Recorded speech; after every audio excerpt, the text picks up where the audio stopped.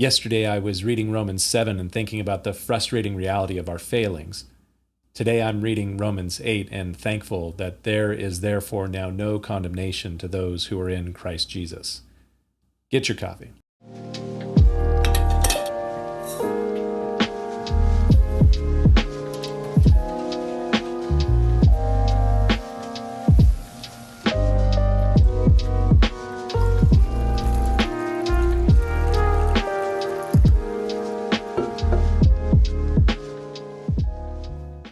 Several years ago, I got a notice in the mail that I was being summoned for jury duty. If you live in the States, then you know all about the jury summons.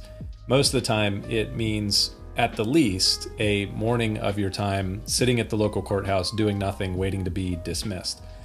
I've gone through the routine several times, and most of the time, I'm out of there before lunch. But this specific time, I got the call to go upstairs at our local courthouse to one of the courtrooms with about 150 other jurors to go through the jury selection process. We were all seated in the courtroom. We were all given a number, and then we were given some information about the case before we had to take a survey, like a quiz. It was several pages, asked a whole bunch of different questions about our views on various things and basic information about us, the kind of work we did. And then we were told to return 2 days later for the remainder of the selection process. I didn't get selected.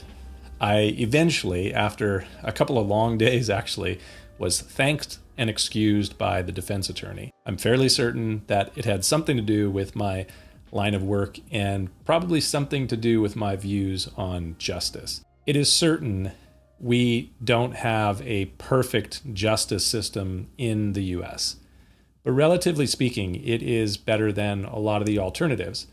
If you are going to have to appear before the law for judgment, I would think that you would want to do so before a system that was at least like ours. 12 individuals, a jury of your peers, sit to hear testimony and consider evidence, and then based upon the evidence and the testimony to the best of their abilities, they are to make a decision, a unanimous decision in the case of guilt. That's a heavy process. Justice is a weighty thing. It's kind of like tungsten. If you've ever picked up even a small piece of tungsten, you are immediately amazed at the fact that it is far heavier than it looks like it would be. Justice is kind of like that. But the justice of deciding upon guilt is not nearly as heavy as the justice of adjudicating punishment.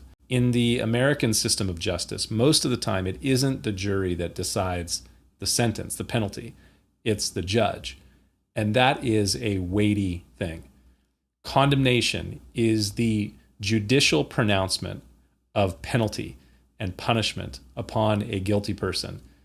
The guilt has been decided, and now it is the determination of the sentence. We stand in judgment of ourselves constantly. We, like Paul in Romans 7, will condemningly cry, I am wretched. I'm a failure. I fall short. The good things I want to do, I don't do. The bad things I don't want to do, that's what I practice. I am miserable. I'm a failure. I deserve condemnation. But if you have been justified by Christ, if you have been delivered by him, then there is therefore now no condemnation, no penalty, no punishment, because he was delivered up to the cross for our offenses. That's what substitutionary atonement is all about. And that is good news, and something for you to think about this weekend. We'll see you next time.